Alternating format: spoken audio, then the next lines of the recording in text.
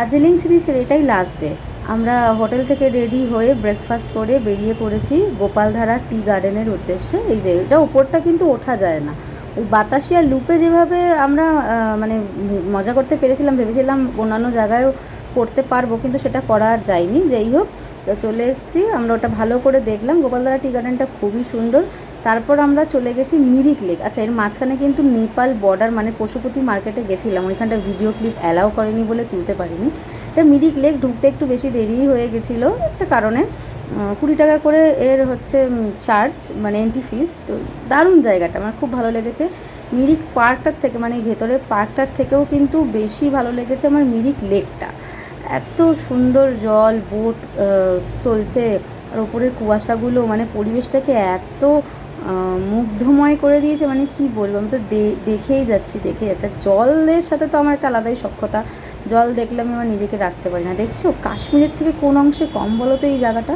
হ্যাঁ, একটু উপর দিকে কাশ্মীরে হয়, আর এটা একটু নিচের দিকে। কী যে দারুণ লাগছে আমি বলে বোঝাতে পারবো না, এত ভালো, জলটাও একদম ফ্রেশ। আজকে হচ্ছে রবিবার, এখন 6:40 বাজে। আমাদের বোধহয় 7:30 কি 7:10 দার্জিলিং মেল। তো ট্রিপটা জাস্ট শেষ হয়ে গেল, খুবই খারাপ লাগছে, মন খারাপও হচ্ছে, কারণ এতজন মিলে এসেছি, মজা করেছি, ঘুরেছি ফিরেছি, মানে জাস্ট এইভাবেই কেটে গেল। প্রথমের দিনটা সত্যি কথা বলতে কাটাচ্ছি যে বোঝা যাচ্ছে, মানে ওটাতে ফান তো হয়েছে, প্রথম দিনে জার্নি ছিল, সবাই সাথে গল্প করতে বুঝতে যেমন সময় লেগেছে। তারপর সেদিনকে একটুখানি সাইট সিন কম ছিল, মানে এই করে মোটামুটি হ্যান ত্যান করতে করতে ওটা বোঝা গেছে। কিন্তু সেকেন্ড দিন জাস্ট এইভাবে কেটে গেছে, আজকেও কীভাবে কেটে গেছে। তো এটার জন্য অনেক মাস ধরে অপেক্ষা করেছিলাম, খুব তাড়াতাড়ি কেটে গেছে। ভালোই যেন বাড়ি চলে যাই, পৌঁছেও যাব।